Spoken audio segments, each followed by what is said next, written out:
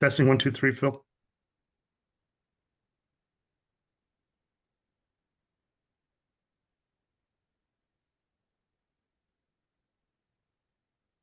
I apologize. 1 second. Mike is having an issue on his end.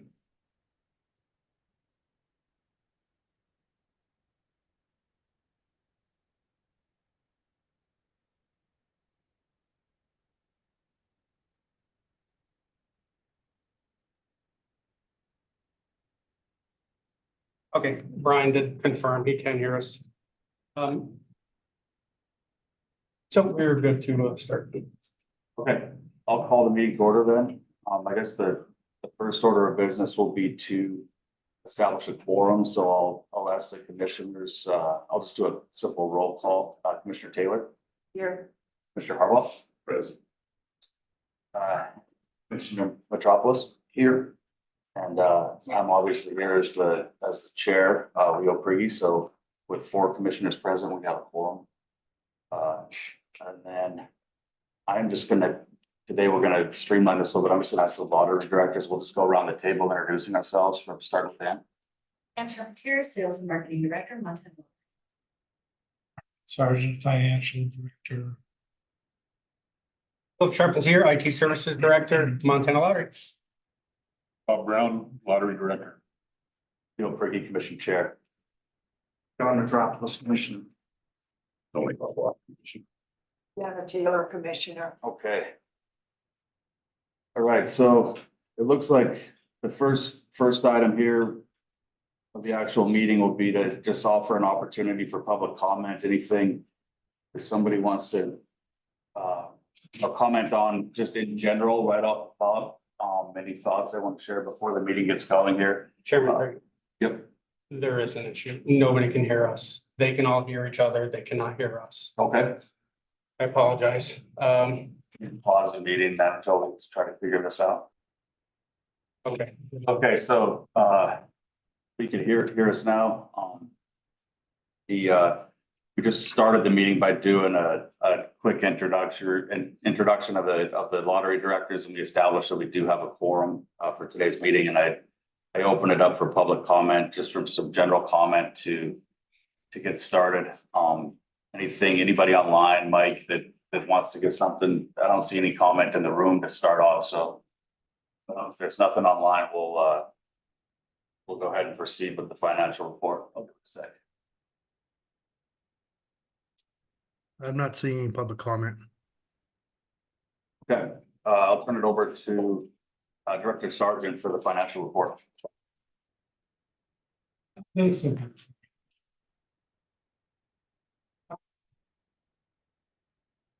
Nothing really different from last year. Transfer is a little low for the quarter, but overall good. That's because we transferred too much earlier. So I'm still trying to figure out where the numbers went wrong on that, but anyways, we have total current assets of 11,924,000. They are roughly 1,704,000 lower than last year. The main difference is decrease in cash and cash equivalents, which dropped by 4.2 million due to timing of retailer sweeps. And at the year end, on the other end, got receivables that were increased by 2.3 million because we didn't get that sweep yet. Going down a little further, we have total non-current assets of 2,053,000. These have increased 22,000. And this is just, we've got the depreciation, we've got the amortization, but we did buy 3 new vehicles. And the multi-state reserve fund is just adjustments based on muscle decisions. Portion they want to give us. And that increased 200,000. Further down, current liabilities. 12,466,000. A decrease by 1.5 million. Between this year and last year. This is due to an decrease in our accounts payable, which is good. And our transfer obligation, which not good, but a little lower. Like I said, we paid too much throughout the year, mostly in the third quarter or second quarter. A little further down, non-current liabilities of 4,087,000. 238,000 higher than last year at this time. And most of this is the increase to our pension liability. That increased by quite a bit. All above increases and decreases resulted in total net assets and deferred outflows of roughly 14.8 million. 14.482 million.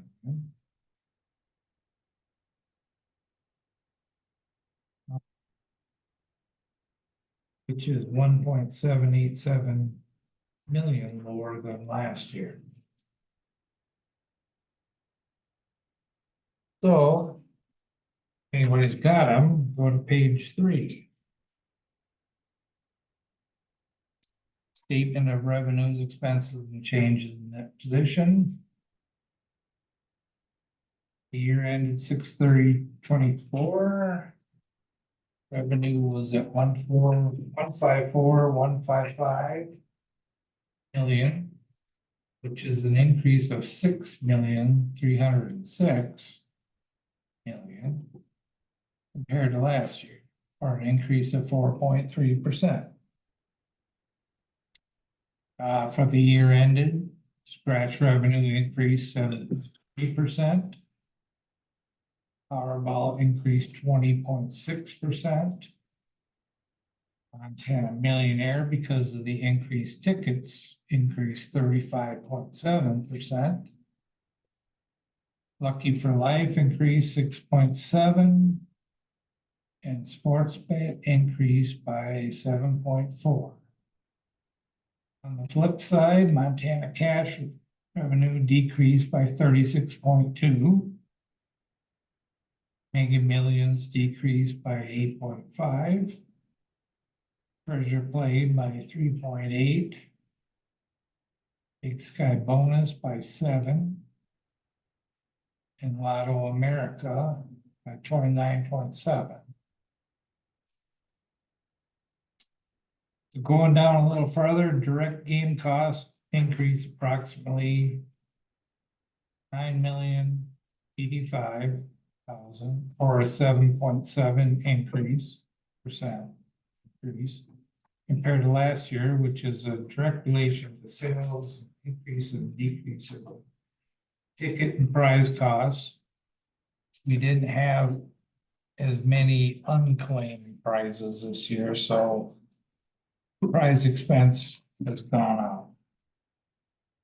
The increase in operating revenue and increase in direct game costs result in net operating revenue of 26,934,000, which is approximately 2,779,000 lower than last year.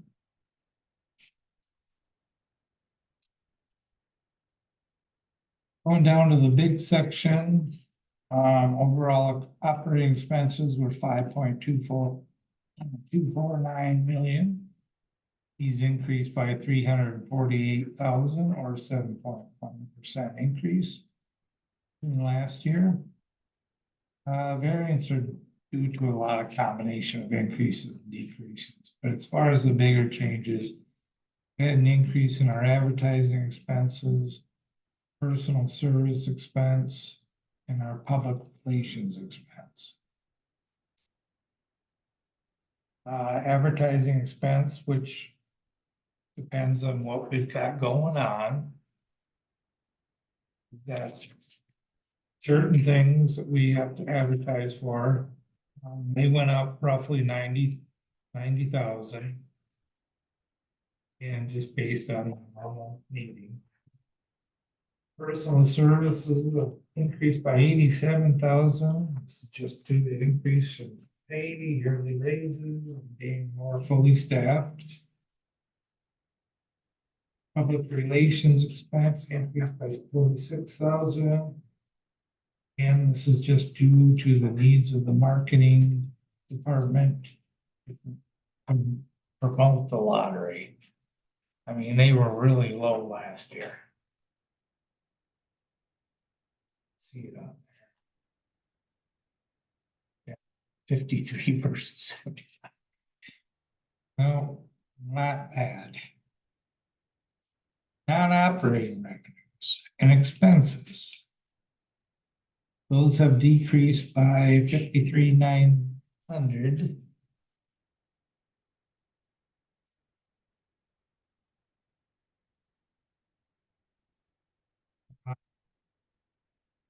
Most of this is due to decrease in our investment rate of return, decrease in pension expense. So the combination of 9.4% decrease in operating revenue, 7.1% increase in total operating expenses resulted in a quarterly transfer of 1.502 million. Again, this is catching up with giving them too much earlier. I'm still investigating where that happened. But so that's 3,058,000 lower than last year's, or 50.9% decrease. The percent of transfer to revenue is 14% for the year. Last year it was 16.7. Is there any questions on that one? How much was that prior off, transfer off, what kind of dollar amount? It's significant. or- I'd say 1.5 million. I'm trying to figure out if we missed some sweeps. What happened? Because we always have enough cash to do the transfer. Short now, so in 15 years, I've never had this problem. He was being optimistic. Cash flow. Okay, Yeah, don't. Still trying to figure it out. okay, just let us know. I think this one corrected everything. Okay.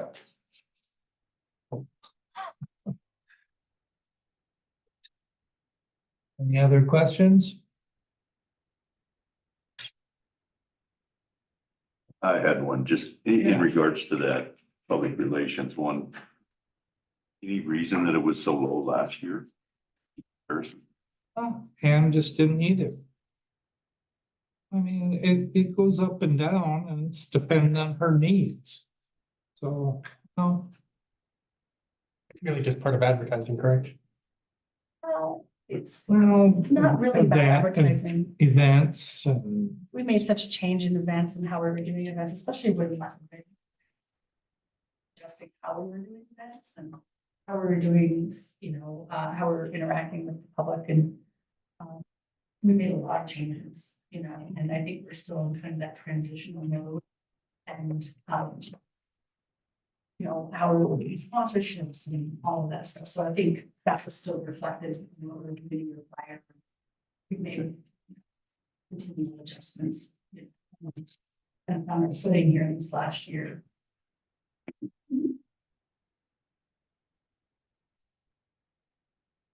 Any questions?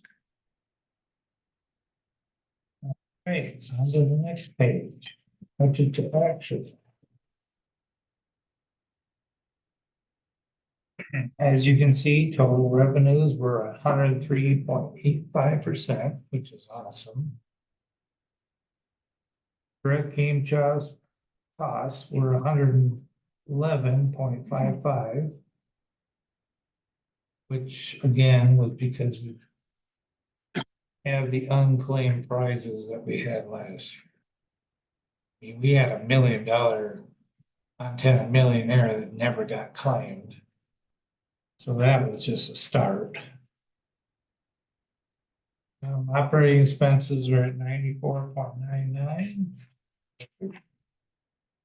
Net income overall was at 74.77%.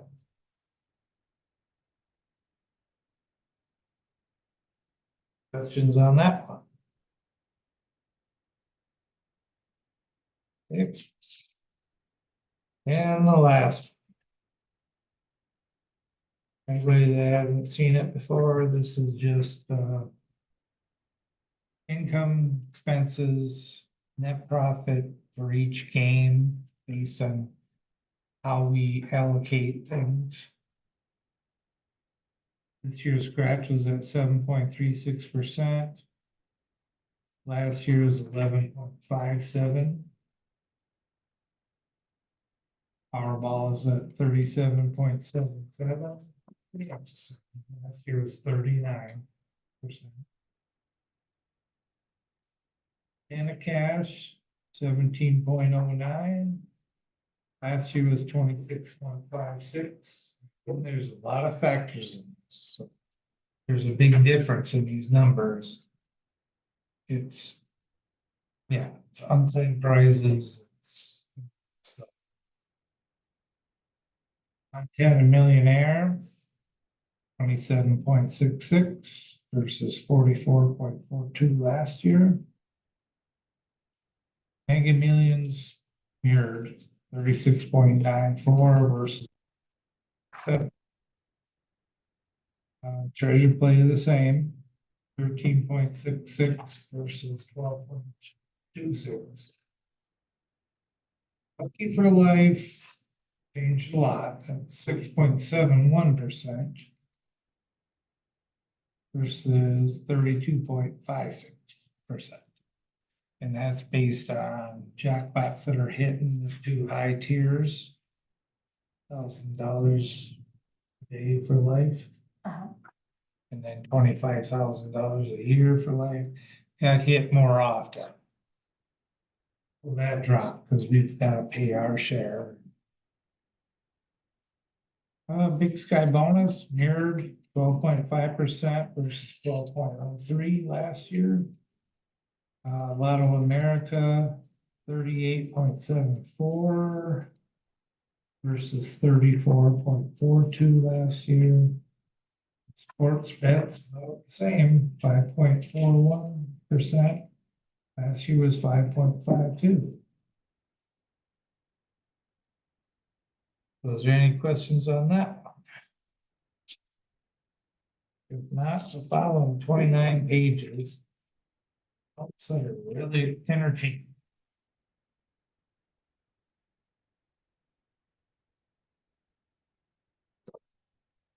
Any questions?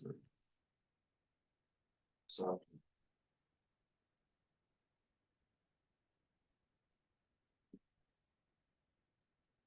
I think it always kind of. What goes into the accounting of these unplanned classes? I mean, is there? Does the legislative audit division get it? You know, how do you report that on? You know, on that prize liability that you have? Yeah, it's on. You know, and you're just trying to estimate it, right? Because No, a lot of, there's no estimation. It's on the prize liability report. okay. That's what I use. We do it monthly and. And when those things, there's no projection of what that thing might be. That's like projecting our sales. Right. Almost, but I was thinking of it almost like an allowance for bad debt or something, where there's gonna be some of that in the financials. That was my question, is if that's baked into it anyway, or are you just looking as? Cause if there's like a big unclaimed Powerball jackpot or something that was gonna affect muscle, that flows down in the fees that we have to pay too, right? I mean, we're just like Lucky for Life, if things are hitting more, you gotta pay more of your share. into that game. Yeah, Does but that factor in? if we have an unclaimed prize on any of the muscle games, it doesn't affect our fees. Right, okay. It just gets netted out up on their end up. Well, it just Up there. reduces prize expense. Right. Yeah. Okay. So that you could see that potentially if there was a big one that went unplanned as it rolls downhill from out of prize expense. You just never know. We just gotta wait the 6 months. 6 months and then the. Okay. It's just kind of an interesting fact that makes these financials kind of variable, you know, you have something like that, because you're looking at that gross margin on that. You know, on the P and L where you're seeing an increase in sales for the year, but a pretty drastic decrease in. Or increase in the cost, and normally those things are tracking pretty close quarter to quarter, year to year. So, yeah, okay. Sorry, that was geeky accounting question. That was fine. Anything else? All right, call for a motion on approval of the financial statements for the quarter ended June 30th, 2024. So. Okay, moved by Commissioner Harbaugh, seconded by Commissioner Metropolis. Any further discussion? Hearing none, all those in favor signify by saying aye. Aye. Opposed, same sign. Okay, financial statements approved. Thanks, Harmon. We got, who's next? So I have agenda here. Okay, I'll turn it over to Bill for the IT report. Right, I know that was riveting, getting ready for more riveting news from IT. Well, Charpentier, IT Services Director for the Montana Lottery.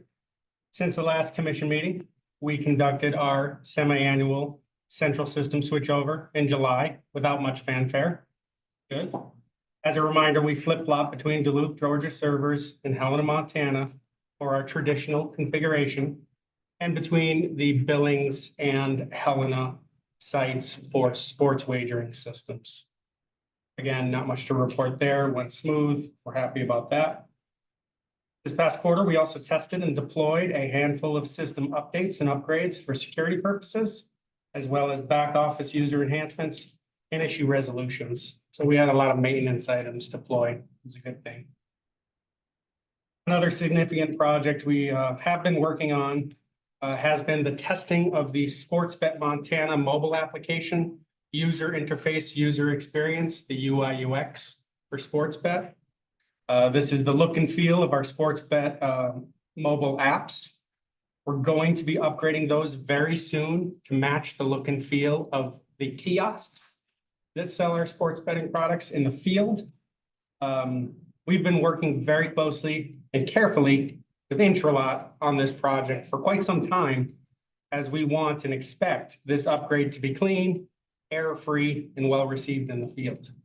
So we're taking care with this one and we will be deploying it shortly. Speaking of user interfaces, as I mentioned during the last meeting, we did deploy the new Dream Touch rescan on those kiosks at the chain stores, Albertsons and such. So far, the new interface has been well received. So that's great news. Went off without a hitch and everybody seems to like the new interface. We've also been working with Intralot on the necessary documentation for the Mega Millions game changes coming up in the spring of 2025. I know Ann will be speaking to that later. This functional requirement specification lines out everything that needs to be updated on the back end, on the terminals, on our front-facing assets like the website, mobile app, and our advertising displays. So we're working on that documentation right now as we speak. Looking forward to the next quarter. As I mentioned earlier, we will be deploying the new Sportsbet Montana mobile app user interface. We'll also be testing the upcoming changes to the Montana Millionaire game and launching that game for the new Montana Millionaire season, starting on November 1st, 5:30 a.m. and ending on the same day. And has more news about that. Being presumptuous, we don't know. We also have other maintenance items scheduled to test and deploy this quarter. fun never ends in IT. And finally, concerning the lottery operating system RFP, both Director Brown and I will be discussing the latest news on that during Director Brown's section. So that's all I have for my section. Any questions, evidence?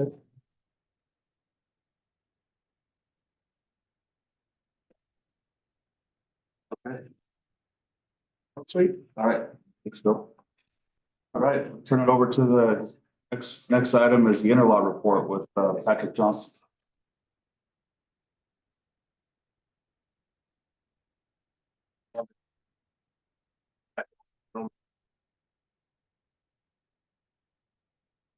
Staffing front, recently filled our Intralot warehouse technician position, company out of Helena. By 8. It's been helping us tremendously in the warehouse, a lot more efficient there. We'll have one vacant position, our business analyst. That was vacant on July 5th. We've been going through several interviews, got several second round interviews scheduled with a number of candidates. It's been kind of overwhelming the response we received for that, so that's a good thing, but overwhelming. Lastly, we are bringing our field technicians into the Helen office. We're going to be conducting trainings, continuing education kind of stuff for those guys. We're bringing them in 2 separate groups to keep the field supported. We got same kind of coverage that we offer throughout the weekend and holiday coverage. So technicians are excited about this. It's something they've been asking for a while. We're excited to be able to do this. Kind of taking the cue from the lottery, what they've been doing with their LSR. So that's all I've got. Thanks. Any questions? Thanks, Pat. Next section is moving along here to the marketing and sales report with Director Antralot. Morning again, everybody. That's fine. Okay, I have to pick the right one. No, wrong one.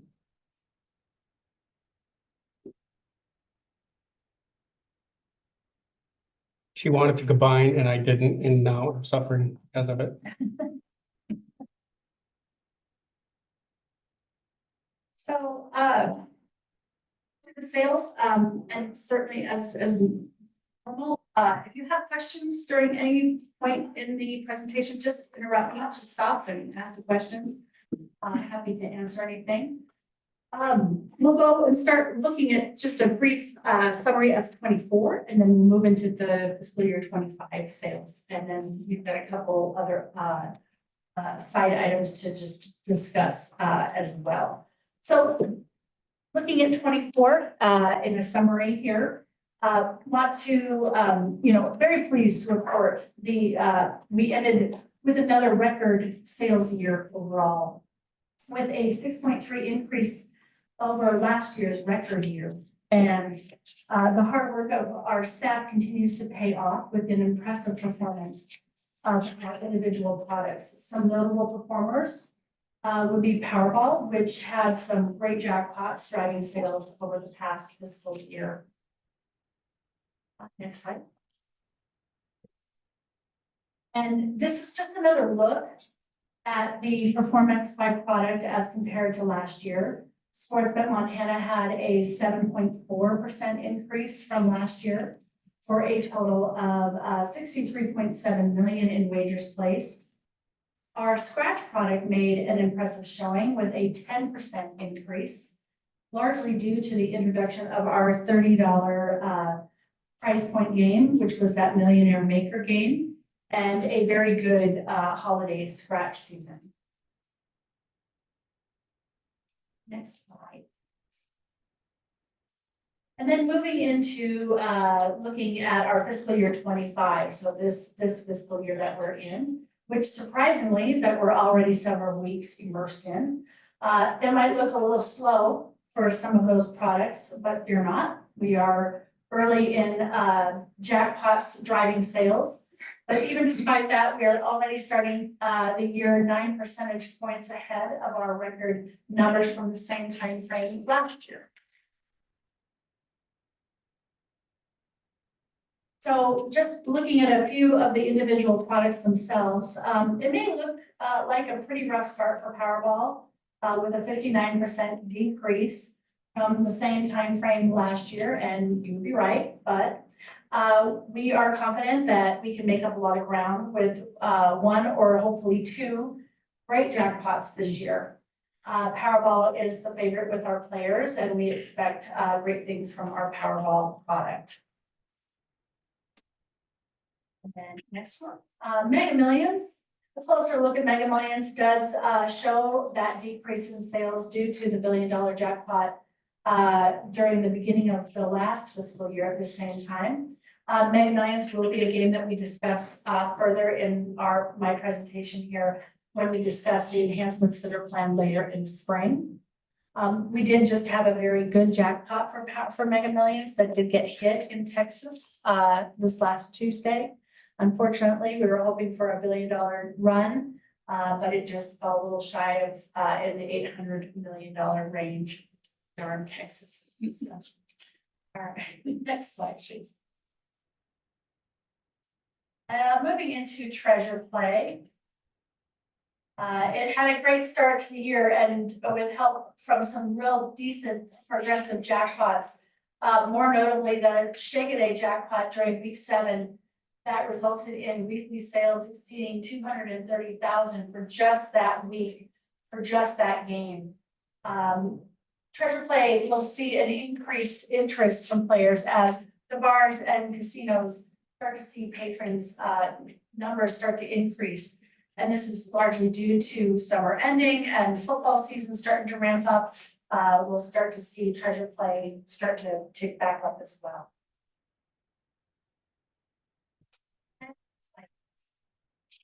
And as we are speaking of football, let's talk a little bit about sports betting. Sportsbet Montana wagering is consistently higher than the previous last 2 fiscal years, week to week, as the red line is indicating there. We are encouraged by the strong start to NFL and NCAA football betting taking place right now, as well as how baseball performed over this summer for the book. We will be marketing specific events that we know will drive wagering, and we have recently worked with our ad agency WINT to solidify the fiscal year 25 advertising plan to target our messaging and to meet our established goals for this fiscal year. And provided here are the 2 charts. We've seen these ones before, but the first is a look at the fiscal year 25 handle breakdown, GGR and payout with the handle breakdown by sport below the pie chart. Right of that is the same chart, but depicting the project to date handle data. And going back to the fiscal year, which is reflecting only 9 weeks at this point, we have total handle of 5.8 million and have paid out over $176,000 to our sales agents and commissions. And next, as we know, there are 2 places that bettors can place their wagers. They can place those wagers on machines, or they can go and to the location and place it on their mobile app at licensed locations. In the 535 licensed locations currently, a majority of our handles for the most recent weeks data came from our machines. 95% to be exact, according to the data. And it would make sense that the largest number of wagers would also come from the machines as well, which is 93% there, as shown on the right.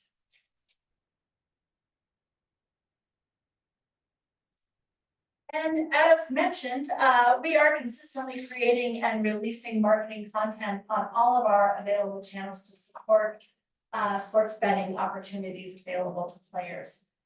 Things change really quick in the sports world, and the marketing content team, our graphic designers, with the direction from our sports betting coordinator, all work in tandem to ensure the accuracy and synchronization of the very content constantly being rotated out there on all of our devices. They do a really great job keeping this wheel turning. So just an example of the content that we create internally. And before we kind of leave our products, I just want to touch on Scratch real quick. In its performance, in comparison to last year at the same time, this product has been performing very strongly. This is due to the continued worldwide players of the $1 Millionaire Maker ticket, as well as the performance of our Chevy game, which is still out there and has a truck prize unclaimed in the game. So we have tomorrow, and slide please. As you may remember, this game did launch back in May. It has two truck prizes to give away, one within the game and one as a second chance prize. And we are giving that second chance prize away tomorrow. We have the drawing tomorrow at 1 o'clock for the second chance prize. And so nice that we have two trucks still to give away. And so we're looking forward to meeting the winners of that game and as well as the second chance. So.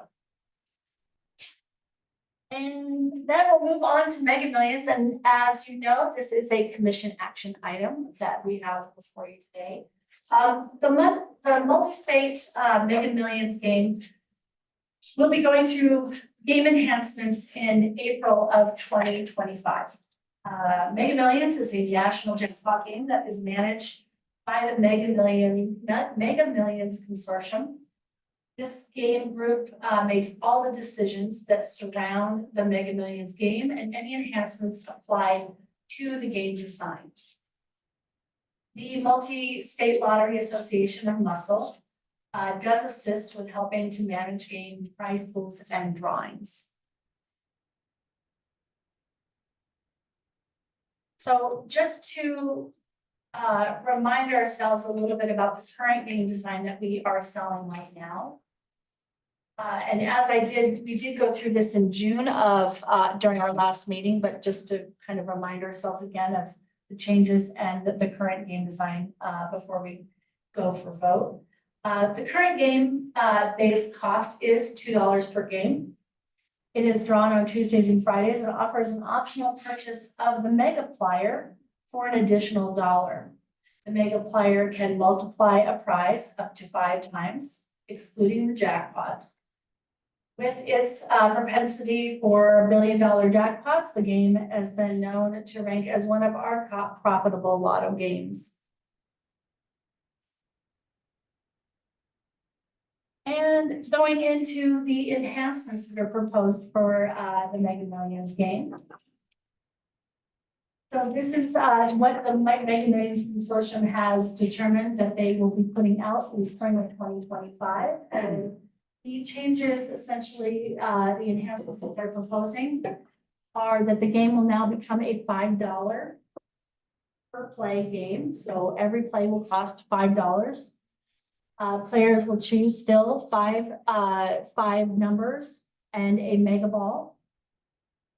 They will have more chances at larger jackpots and mid-tier prizes when based on the changes to the prize structure, which will be in the next slide. The starting jackpot will increase. It will go from 20 million up to 50 million as a starting jackpot. The draw days will remain the same. They don't intend to make any changes there, so they will remain Tuesday and Friday. There will be individual multipliers that will be added to each play automatically. So instead of it being an optional purchase for the player, where there was that mega player that people could purchase, they will now automatically be added to every play that a player gets. So I go up to a retailer, I ask for a Mega Millions ticket. Let's say I just get a quick pick. Automatically, every play that I purchase will have a randomly selected multiplier associated with every play I purchase. And it's randomly selected. It'll be a 2, a 3, a 4, a 5, or a 10. So it will be a 10 added to the multipliers that could potentially be added to my plays. So if I win on that play, I get automatically the multiplier associated with that play. So there will be new play slips that will be associated with this enhancement. So we will have new play slips that will need to be distributed to all of our sales agents for the players to use. So, Yes, excuse me. yeah, of course. So there are 3 purchases on that ticket, Correct. and each individual purchase will have a random number. Correct. Oh. The player won't have to say, I want a multiplier added. It will automatically be added to it. That is part of the purchase of the $5 that they get. So Mega Millions used to have, and I'll just, if you go back one slide, I'll just make this. So you see the Mega Millions logo says with Megaplier. That's currently what it has now. It's because it says with Megaplier, as you can get it with or without. The new Mega Millions, that ticket, please excuse that ticket because it just says Mega Millions. But the new Mega Millions logo doesn't have Megaplier any longer. So there will be no reference or anything going forward with Megaplier because it's now going completely away. So, yeah. So going to the next slide, just, and price structures are just, oh, so fun to look at. But It's my favorite part. a couple of the key things to point out about the changes to the price structure, just pretty well. The minimum prize wins are all higher than today's game price structure provides to players. Also, there's no break-even win. So when a player wagers $5 for the minimum, their minimum win will be at least $10 or more, because they're going to get a $2 or 2x2 multiplier or more with every play. So the minimum win will be at least $10 or more. So there's no $5 win. It'll always be 10. So one of the key features of the changes that they've made to the game. The average jackpot win is estimated to increase from 450 million to upwards of 800 million, which will drive sales, more interest in the game, and more sales as well. And that is an example of the new play slip that we have designed in anticipation of your approval today to us selling. So this is the proposed enhancements. That is essentially all they're changing with the game are just what we've described here. The new rules have been approved by the Mega Millions Consortium, as I mentioned, and by Muscle as well, and have been provided to you for review and approval, and for us to proceed forward with the IT work and programming by our vendor. Just a note, if the commission does not approve these rules, we will not be able to offer the Mega Millions game as part of our game portfolio. Are there any questions that I can answer additionally about the game enhancements? Or about our participation in Mega Millions?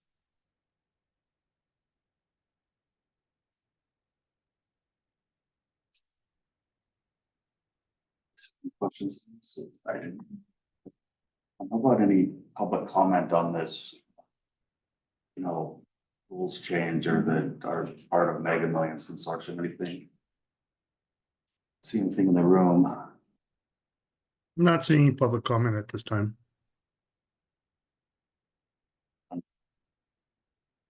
That's the motion to approve the rules. I think Mega Millions is a big part of our portfolio, and I think they're obviously trying to change the great game. To go along with it. Okay, second.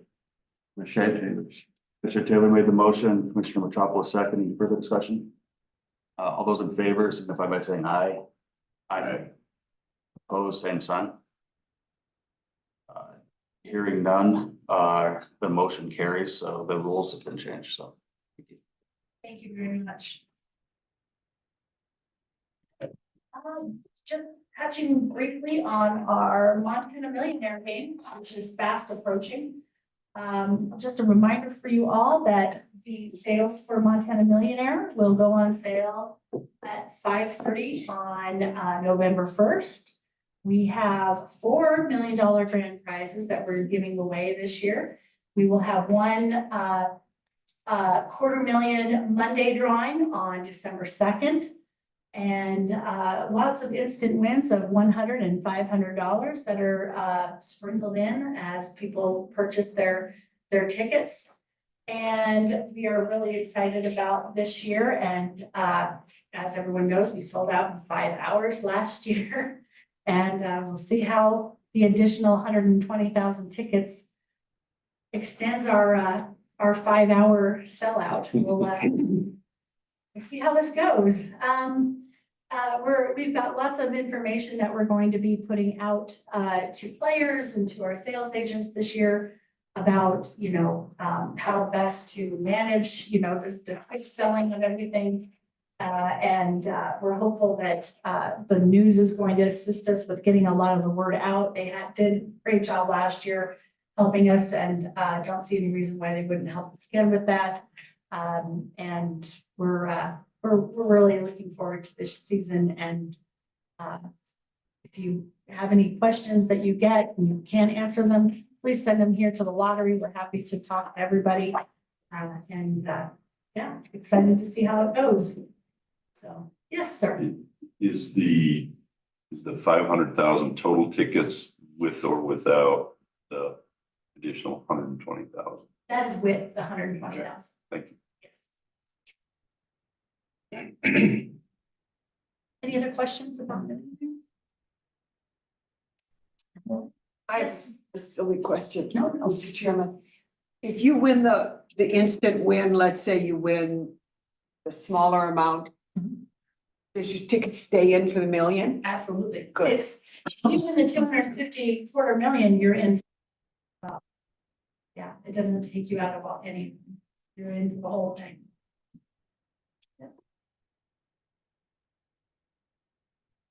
Yes.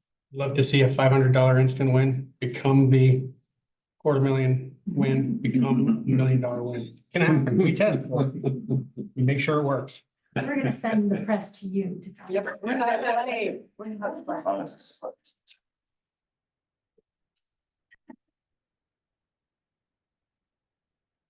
And then just wrapping up our marketing stuff, we've got obviously a lot of things going on. We'll award our Chevy truck tomorrow in our second chance drawing. We've got a lot of RFP stuff that we're working on, and we've got continued growth of our sports bet revenue. We've got the NFL, NCAA, we've got baseball playoffs and World Series. We've got Montana Millionaire that we're going to be working on, Mega Millions game enhancements. We've got the holiday scratch campaign that we're going to be planning, and we've got a lot of other things on the works. So really excited about all of the things that are going on in the marketing department. Any other questions or anything that we can answer? Super boring, not like IT and accounting. Thank you very much. Hey. Thank you, Ann. Yeah. Okay, so moving on to the director's report.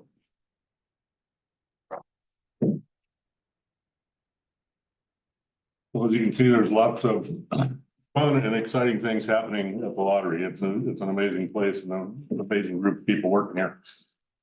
So big deal we're dealing with is the RFP update here. And the reason I wanted to have this put on the board here, just our mission statement.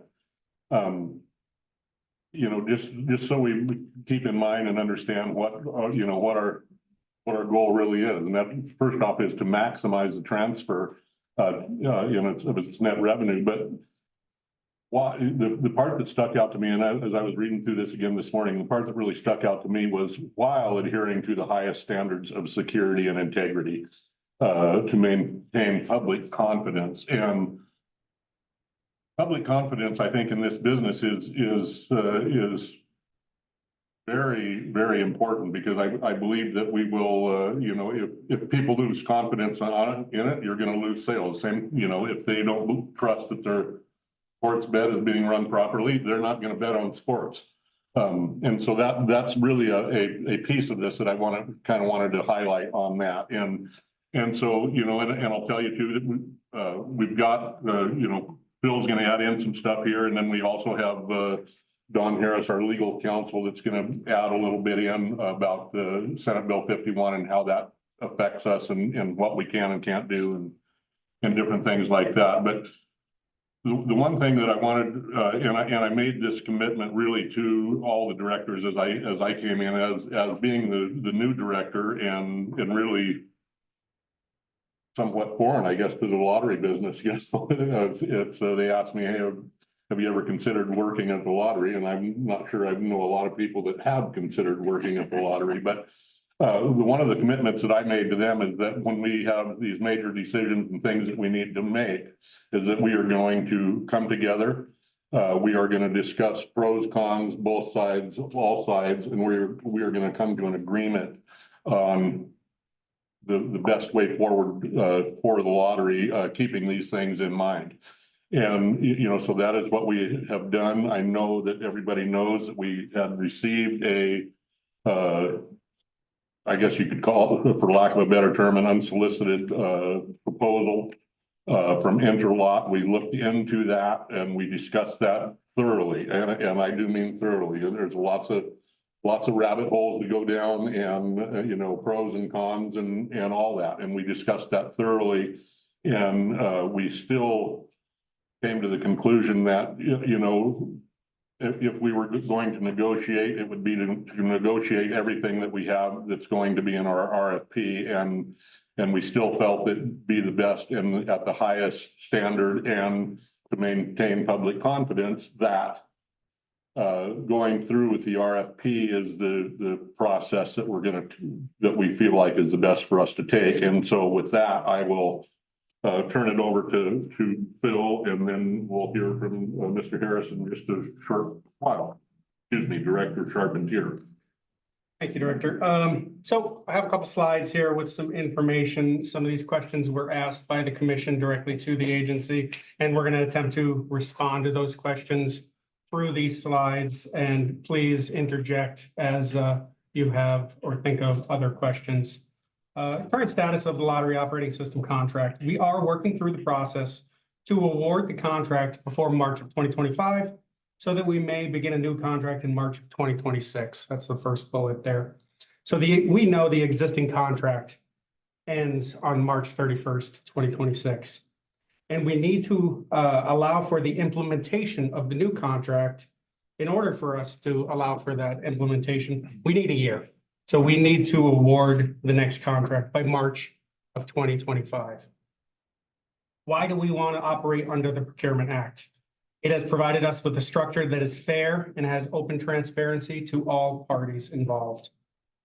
And I will say, traditionally, lotteries in the US use some form of standard operating procedures. They use a similar process for RFP, but have differing rules. So everyone uses some form of standard operating procedures.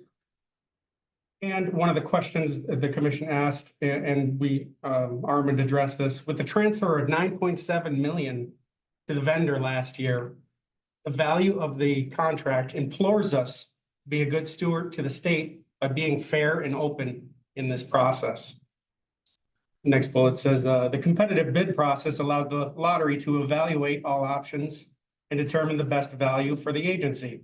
It is a known and trusted process that provides integrity and awards a contract in an equitable manner.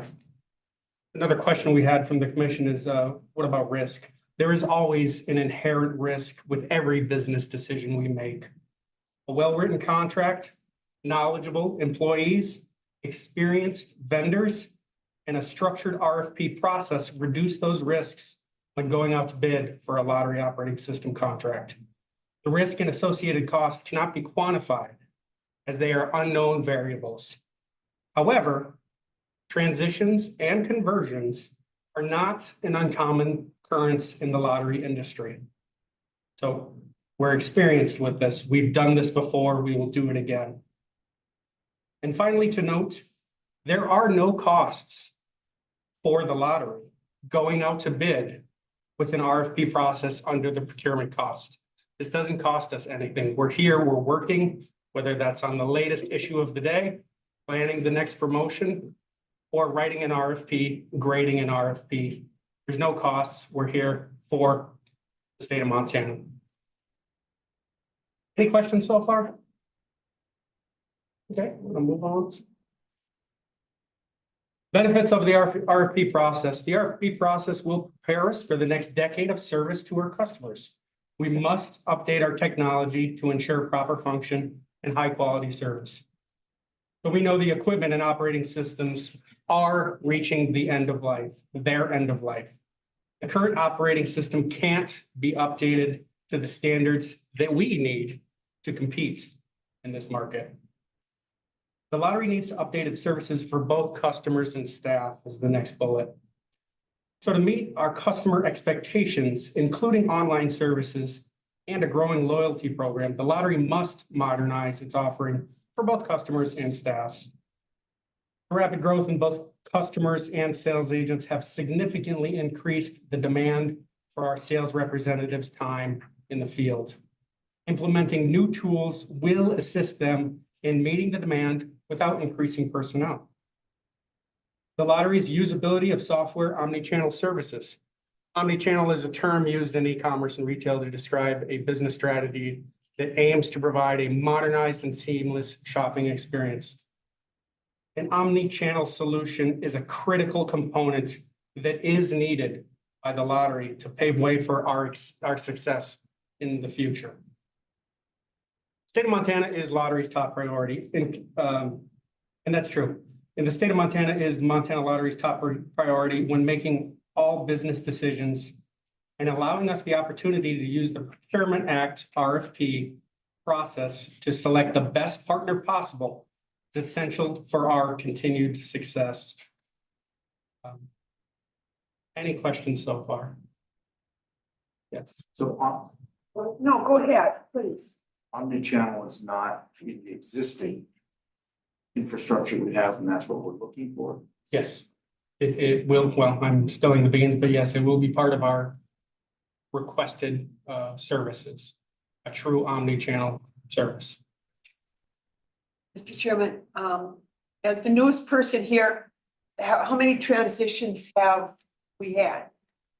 Well, since the beginning of time, we have not strayed from the Procurement Act's RFP process. So every 7 to 10 years, I can tell you in my time here since 1999, working for both the vendor and the lottery, we've had 3.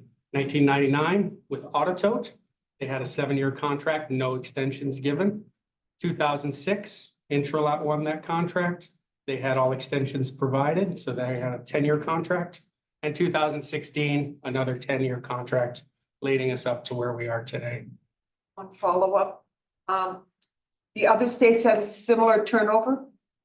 Yes, all states that participate, 7 to 10 to 15 to 20, they build that into their process and they ensure that they bid appropriately.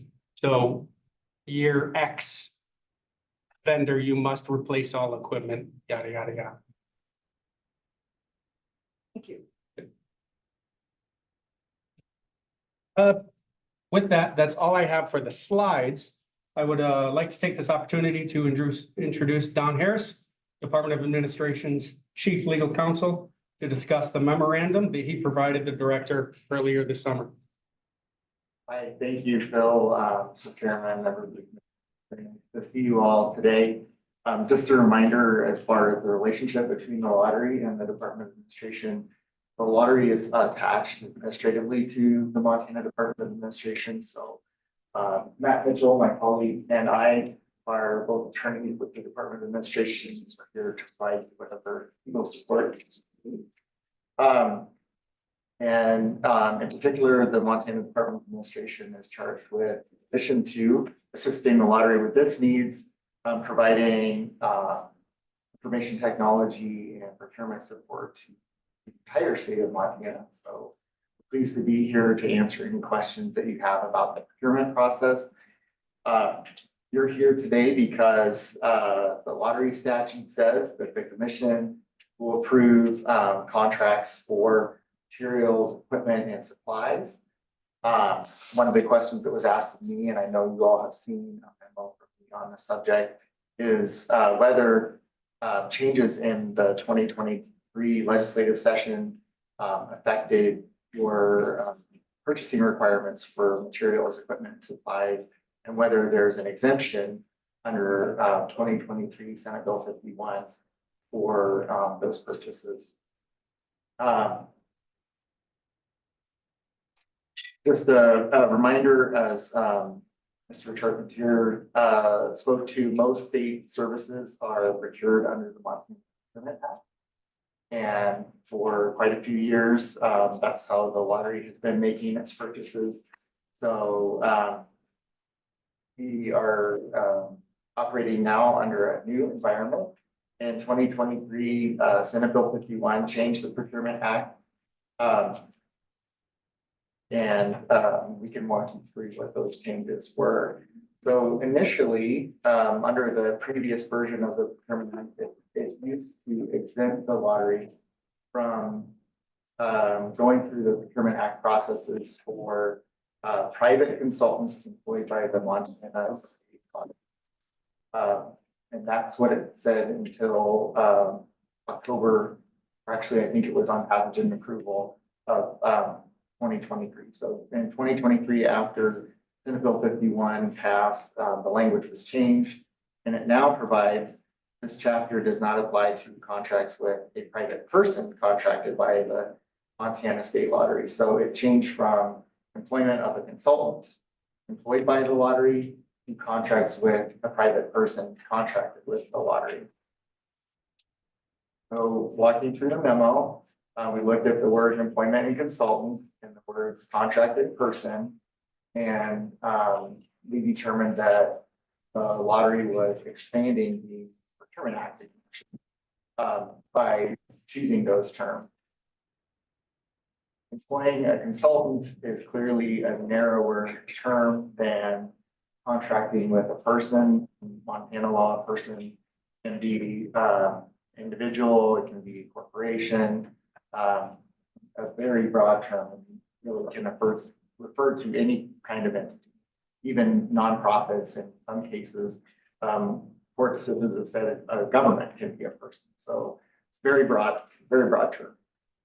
So what does it mean if the lottery is exempt from the Procurement Act? The Procurement Act is Title 18, Chapter 4 of the Montana Code Annotated, and there are several different things that it speaks to.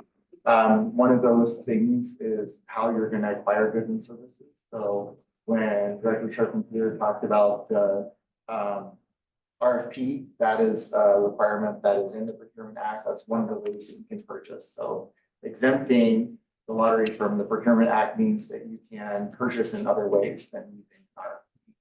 Also, exempting the lottery from the Procurement Act means that you're no longer subject to the time limit requirements in the Procurement Act. So Director Charpentier spoke to the 7-year or 10-year contract. That's in the Montana Procurement Act where we have those limitations. And now you could have, if you wanted to, a 20-year contract with the vendor because of the exemption that we just discussed. And then further, the Montana Procurement Act speaks to the requirements for renewing a contract, and you have to make specific findings before a contract is renewed. So also the lottery is no longer subject to those requirements. They are also in the Procurement Act. So at this stage, given the changes made by 2023 Senate Bill 51, you are now allowed to enter into direct negotiation with any vendor, including your current incumbent vendor, and certainly anyone else that you feel would meet the lottery's requirements. But you also could still use the RFP process, and that's certainly not a requirement, but something that you could do if you feel that that would benefit the lottery. And whatever you choose to do, the Department of Administration will support your efforts. So there are any questions now, I'd be happy to answer them. After you get more input from others, I'm happy to answer questions as well. Any questions or? I just want to thank you for all the what if questions that we threw at you and your support and what we've been going through here. And I just want to tell you, thank you very much on behalf of the lottery. It's been a big help knowing that we, some of the questions seem, I'm sure, silly, but we sure appreciate you being here to help us out. Well, thank you, Director Brown, and not at all. We appreciate the engagement we've had with your staff and the opportunities to answer the question. I have a question. I'll keep it or try to keep it to just one or two. And this may actually be for Phil as well as Don, whoever's got the expertise here. So the way I'm understanding this, all previous contracts of this sort did go through the RFP process, Montana Procurement. Is that correct? Correct. So this change that was installed in Senate Bill 51 provides a way to do it different. Yes, sir. But doesn't dictate a way to do it. That's correct. I went and watched the hearings on Senate Bill 50. I did not see any discussion by witnesses or the legislature about the specific impact on the lottery. Now, my understanding, Don, is you were involved at least in part of that. Was there, to your recollection, any discussion of that? Yes, sir, Commissioner. I do not remember discussion during the committee hearings. Thank you. All right. Really appreciate it, Don. Thank you. Okay. So what? So at this point, the staff of the Montana Lottery, and I'm taking some of Bob's thunder here, is we would recommend moving forward with the RFP process under the Procurement Act. And of course, Bob, you may want to speak to that as well. Well, I'll just add again that we did discuss all options thoroughly, and is it in the best interest to proceed one way or the other, and we continued to come to the conclusion that it was going to be best for the lottery to proceed with the traditional RFP. I believe that Senate Bill 51 can, in some cases, and may in the future, be a great route for us to go on many different contracts that we have. That's certainly a possibility and can work well for us. But I just think with the way that technology changes and we've been 10 years. I mean, look at your phone, what your phone has done in the last 10 years, and I really believe that, going forward, that is the best way. And it's really the best way for, regardless of who the winner is, it is really the best way for the lottery to compare that technology that is out there and come up with the best product for the state and for the people.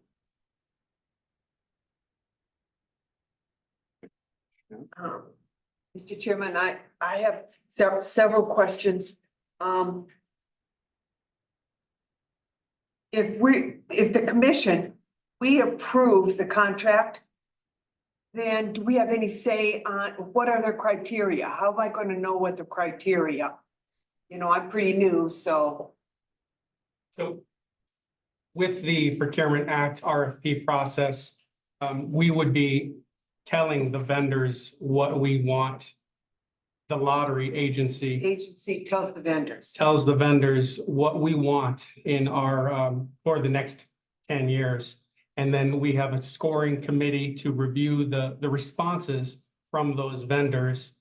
And we recommend the outcome of that is through that process, that established process. We come to a conclusion, we make a recommendation, we bring the information to you, the scores, the RFP, Obviously, the RFP is public as soon as it's sent to the vendors. And then the commission has the opportunity to review our results. The commission has the opportunity to review our results at that point.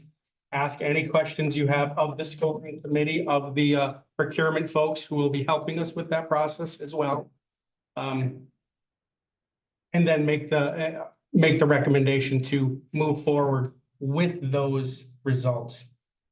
How much of the scoring do we see? I mean, do we get to see the whole, All of it, as much as we want, the whole spiel? 100%. It is a No, that's a. Italian term.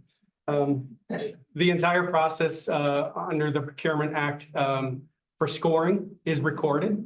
So you can even watch all riveting 8 to 10 hours of that process as well. And during that scoring process, we have a committee, scoring committee present, and we each have to come to our own conclusions on what those scores are for that particular section, that technical section. And if there's discrepancies between the group, we have to come to an agreement and say, well, you said this was a little higher, I said it was a little lower, why? Okay, let's talk about the whys and let's make that determination. Everybody's in agreement. That's the score for this section. So you'll be able to see all of that information. And one follow-up, how far are you right now? The RFP is nearly ready to be posted to allow the vendors the opportunity to start reviewing it. So I would say by the end of the month, we'll be ready to go. Don is helping us with some contract language for the liquidated damage section. But ultimately, we are 99% ready to go to put it out there. And we know we want to give those vendors 3 months to review those questions, review those requirements, create the responses, ask questions during the process, and allow us the opportunity to clarify anything that needs to be clarified. We're doing that a little different. The Procurement Act has changed the way that process works. So we will allow questions all the way through the entire process. And then once that 3 months is up, we get together as a committee, we review all of the responses individually. We come together to score, it's recorded. And then we'll get together sometime in January to present the commission with our results and our recommendation. Thank you.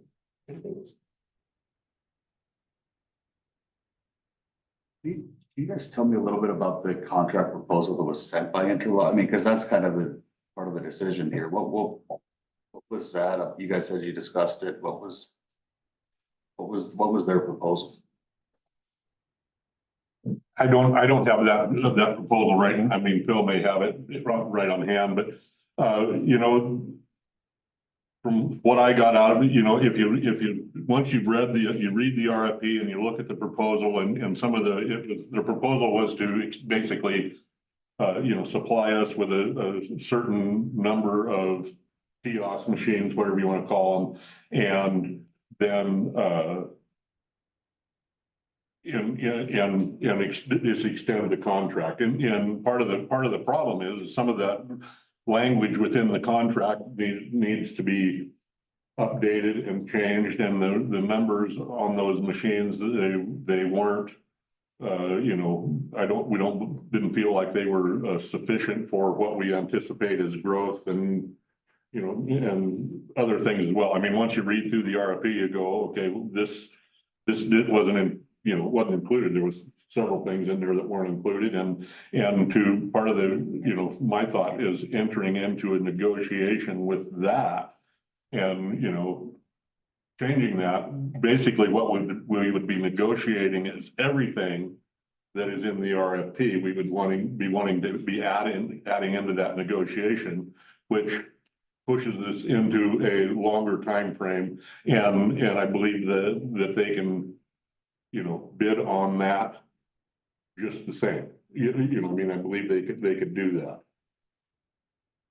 You know, just for the quantities and you know, all that. So, I mean, if you want to add anything, Phil, I mean, if anybody wants to add anything, feel free. Yeah, the proposal was a summary. It had lacked detail. And of course, they didn't have the detail because they don't know what we need to bring us into the next 10 years. And where will they find that information? In the RFP through the normal process. And then they will have the opportunity to respond accordingly and define exactly what they can offer and their cost as well, which is an important part of the RFP process. But if we're going to take the effort and the time to do that, why not offer it to all vendors and allow all vendors to offer their costs at an aggressive rate? Because I think it will be an aggressive rate, because I think we have a couple things in our pocket here that are well sought after by our vendors. We have an exclusive right to sports bet right now in Montana. No other state in the United States has exclusive sales of their sports bet product line. We do. And they're aware of it. Sports books are aware of it.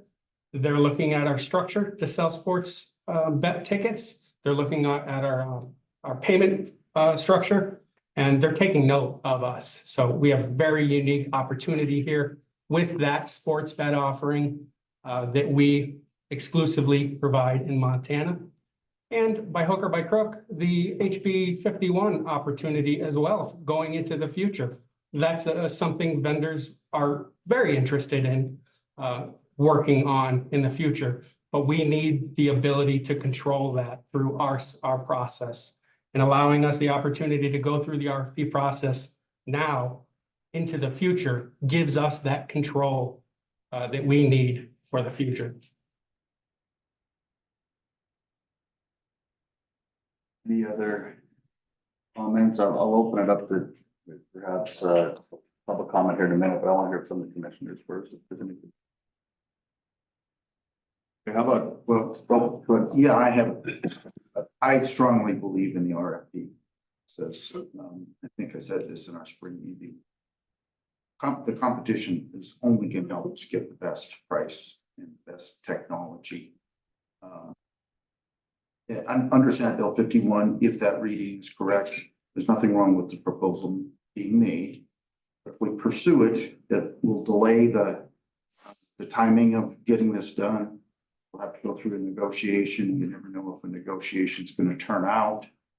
And I think, our charge is to have the state of Montana in mind.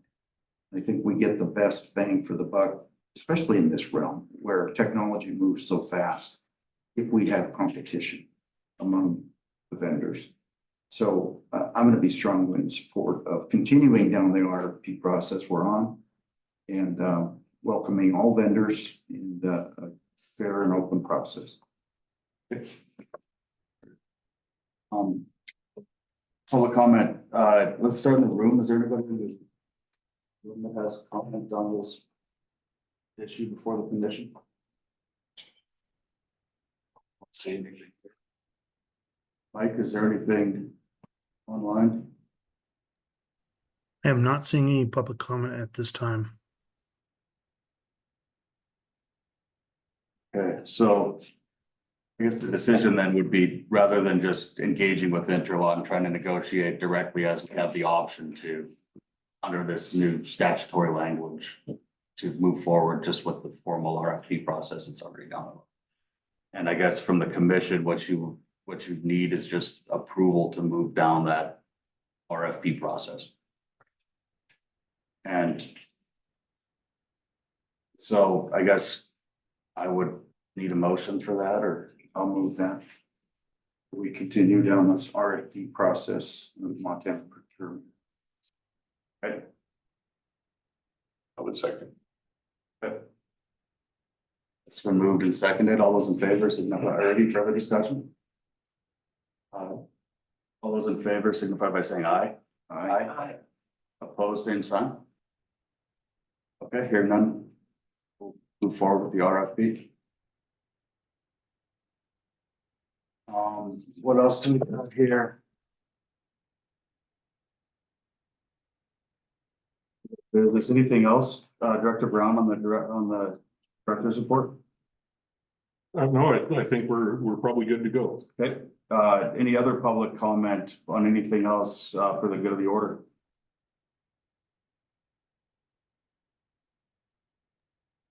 No public comment online. Okay. Next meeting date, proposed December 5th at 10. Sounds good to me, top of my head.